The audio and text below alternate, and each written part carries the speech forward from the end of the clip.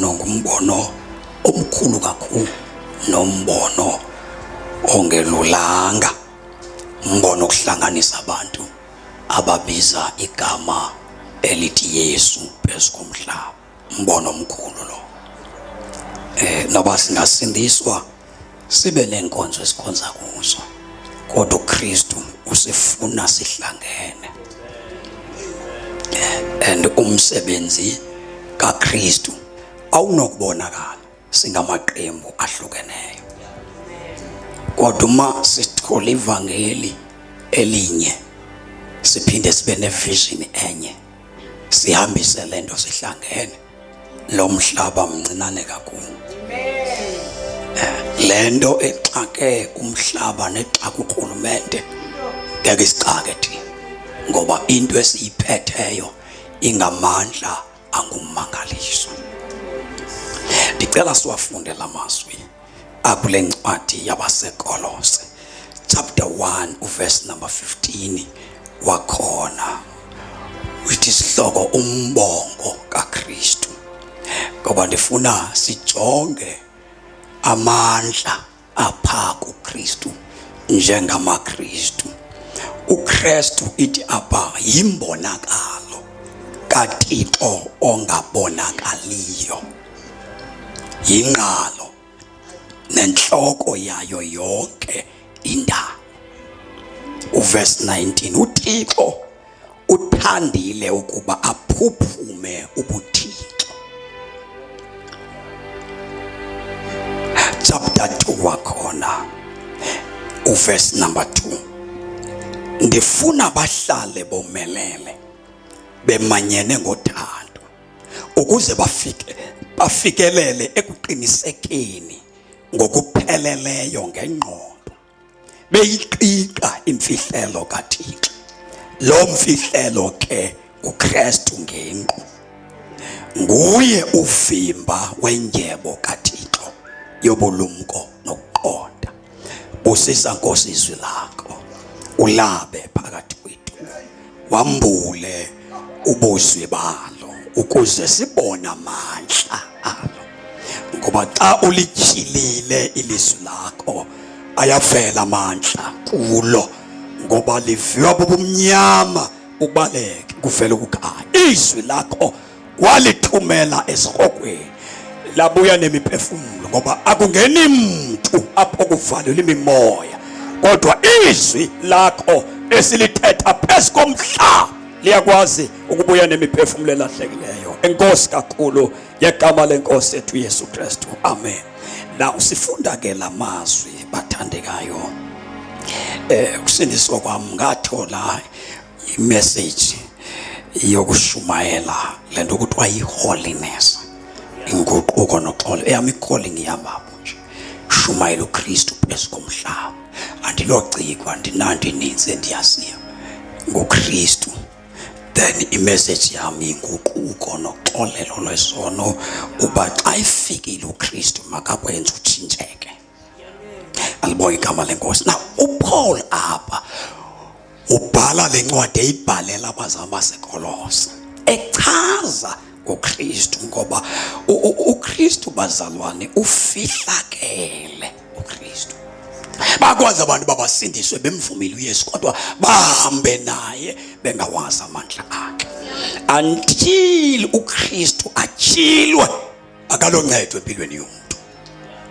Now sifunda apha, uyamchaza ke uPawulos apha, uthi okokuqala uKristu lo esimamkeleyo uyimbonakalo. Kusho ukuthi xa ubheke yena ubheke kuThixo ongeke umbone. That is point number 1. Xa uthe wathola uKristu, iBhayibhile uPawulos uthi kayithetha xa bantu baseKolose nifumene nisithi ninoKristu, usuthi nina niyambona uThixo.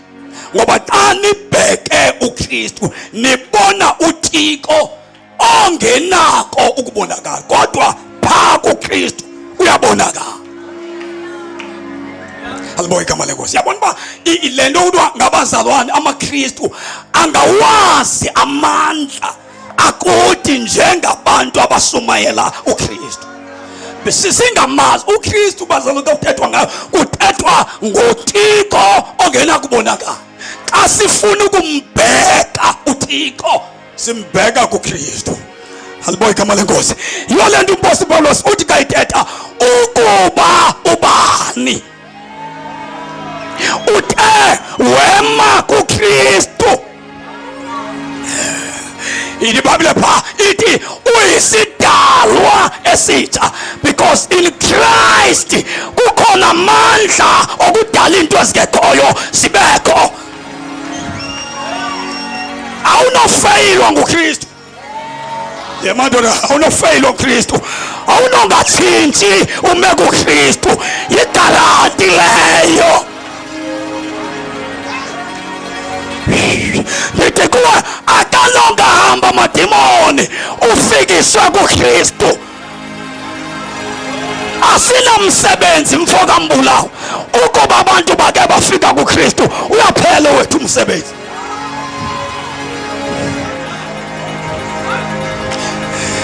Ithani izandla zenu bazama mamelani. Sakufikisa abantu kuKristu uphelile wethu umsebenzi.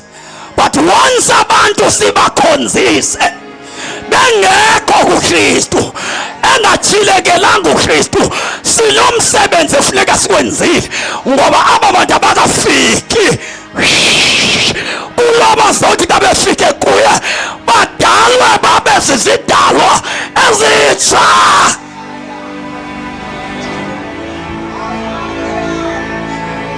Lo engithetha ngaye yimbonakalo. Yo yemadoda yimbonakalo yoThixo ocinga ubuzombona xa ubhubhile. Lo alichaza yena yimbonakalo yoThixo. Ingilosi eziloko zithi ungcwele. Wena uthola uJesu emhlabeni atshilwe. Yo atshilwe emveni kobusunya Yesu makatshilwe ke uvela uKristu. Ngoba uKristu akaveli nje kuJesu, uvela kuKristu. uThixo uvela after i-revelation. Indeed. Awunathixo wangatyhilwa. Awunathixo futhi ulindelekile ukwehluleka. Xa umuntu efumene uKristu, noba benamadimoni, noba ubesisangoma, nokuba ngabe ubengumthakathi, noba uba ngabe beyiprostitute, once kutshileka uKristu, izinto beziza kwenziwa ngabantu azenzeki, ziyanyamalala. Kristu imbonakalo yoThixo ongena kubona. Kodwa bathe bathola uKristu bayakwazi ukumbona uThixo ongena kubona, bayakwazi ukuhlala naye uThixo ongena kubona, bayancokola naye uThixo ongena kubona. Bakuba abantu bekuKristu bayakwazi ukudlelana noThixo ongena kubona, ngoba uKristu yimbonakalo. Imbonakalo yoThixo ongena kubona. Uthi ke lo mbhali kuye uthandile uKristu, kuthande uThixo ukuba phaa kuKristu kuphuphume ubuthixo bukaThixo.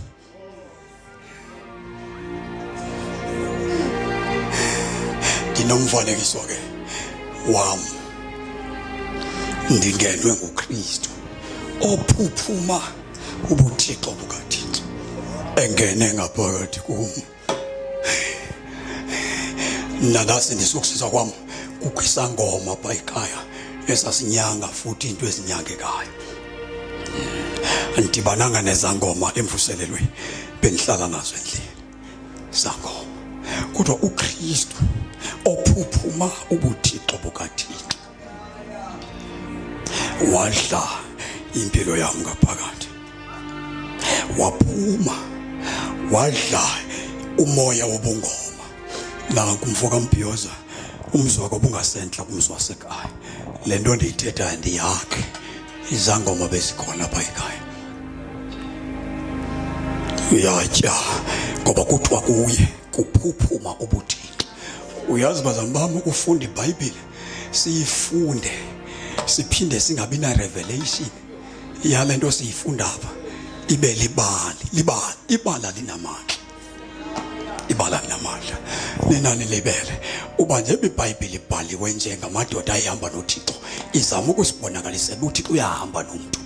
Ngokomthetho befana iBhayibhile ayimanga isabhalwa. iBhayibhile befana iyabhalwa ngathi ngokubhalwa ngathi iBhayibhile ngoku, ukuze nabezayo bafunde ngezinto zethu, bafunde kanti kungasafundwa ngehistory yabanye abantu, ufundwe nangathi. Kufanelekile uba igeneration nation mayisiye imark, because xa kuthethwa ngoKristu akahambi nale generation, izele ifundiswe ngegeneration yesithathu kwayo, ifanele elandela ifunda kulize emveli kwayo.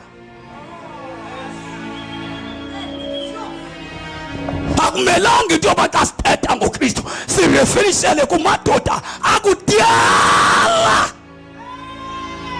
Sifanele uba sithethe ngabantu babo abasanda kudlula, sifunde incwadi zabo aba basanda kudlula.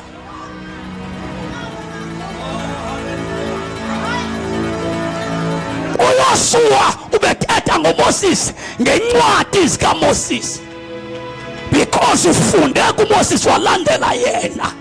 Akumelanga into yoba kuyakhangela ukuthi wesine kuthethwe ngaye hamba noThixo bekhona esilandela bona.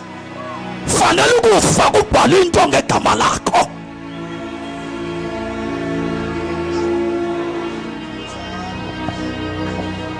Yole nje iBhayibhile yethu siyaphikiswa thina foka gogo athi abantu thina singoPawulos, thina asiboPawulos, banyanzile bangoPawulos. Bafuna ukuthi kuba bafuna ukubona lo Thixo othetha ngaye ebonakala kuwe.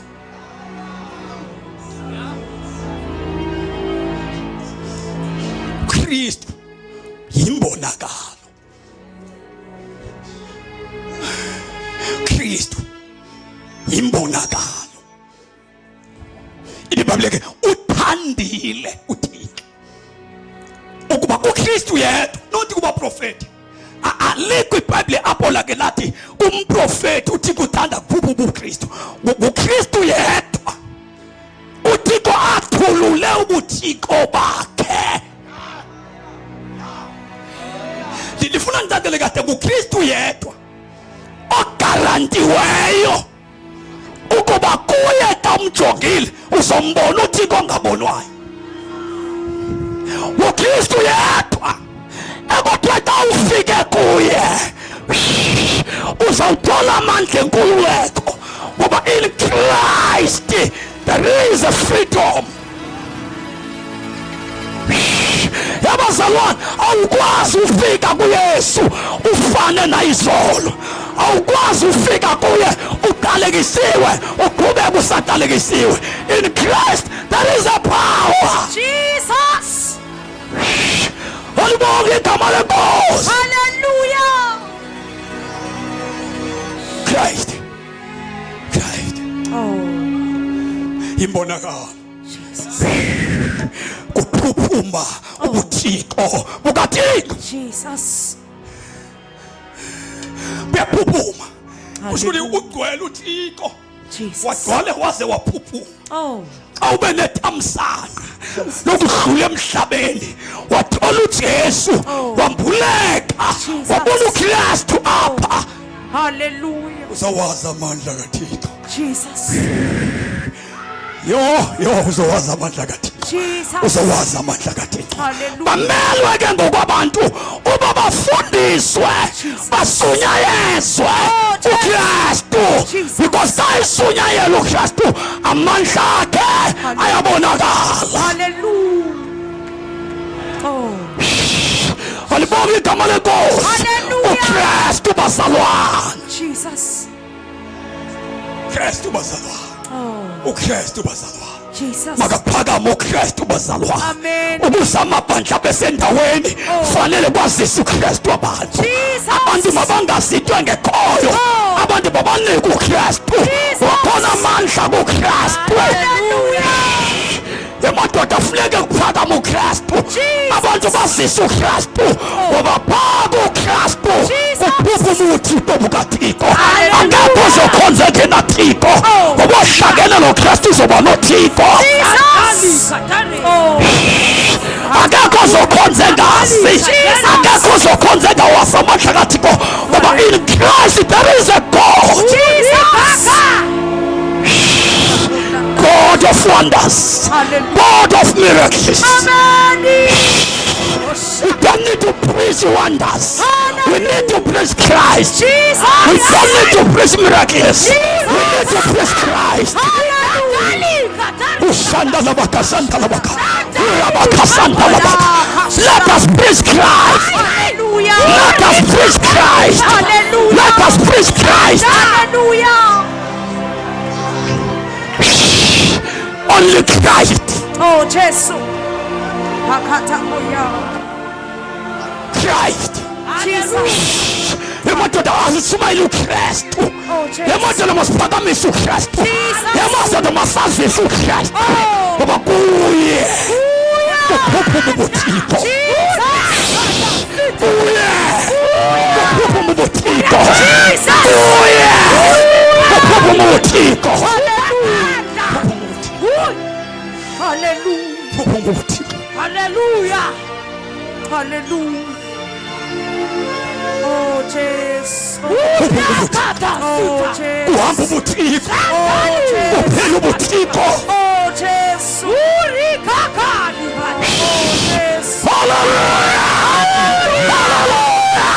Hallelujah. Shakapakatakoya. Ay, uriakadali katasita.